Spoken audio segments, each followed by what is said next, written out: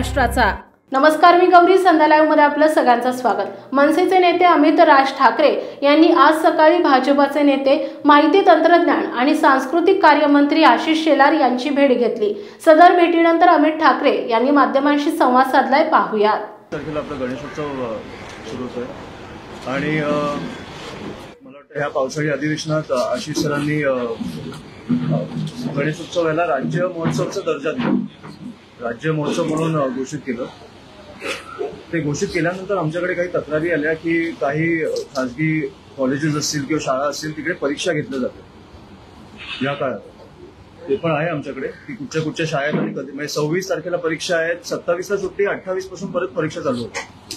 तर माझं म्हणणं आहे की हे मी तुम्हाला देतो नंतर।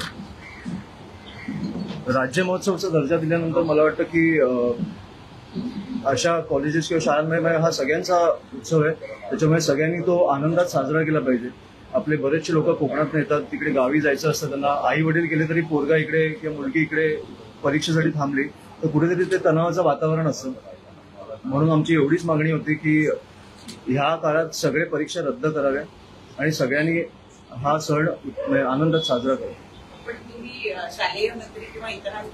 सगळ्यांकडे वेगवेगळ्या मंत्र्यांकडे जाण्यापेक्षा मला वाटलं की कल्चरल मिनिस्टर आहेत, मला वाटतं ह्यांनी जाहीर केलंय, ह्यांनी घोषित केलंय आपल्या पावसाळी अधिवेशनात आणि खूप उत्तम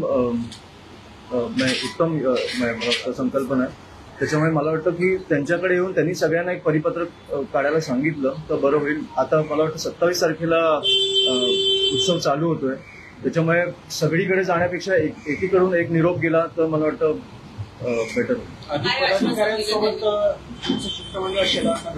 तुमची स्वतंत्र सुद्धा चर्चा झाली काही मिनिटात, त्या चर्चेत नाही, आम्ही बाहेर खूप जुने संबंध, त्याच्यामुळे आम्ही खाजगी बोललो, असं काय राजकीय काही बोललो।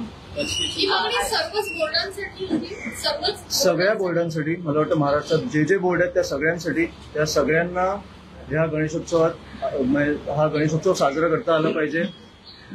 सुट्टी, परीक्षा तर नकोच पण सुट्टी पण मिळाली पाहिजे, एवढी आमची मागणी होती। मध्यंतरीच्या काळात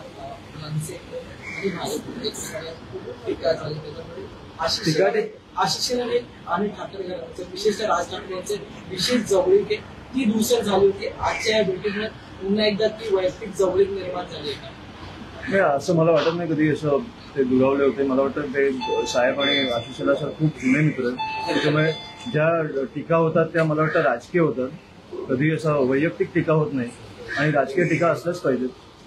जर विरोधी पक्ष असेल तर मला वाटतं की सरकारवर टीका केल्याच पाहिजेत, काय चुकत असेल तर आम्ही कधी चुकलं तर तुम्ही आम्हाला समजवलं पाहिजे। त्याच्यामुळे ह्याच्यात वैयक्तिक कधी दुरावा होत नाही। मला वाटतं साहेबांनी दिले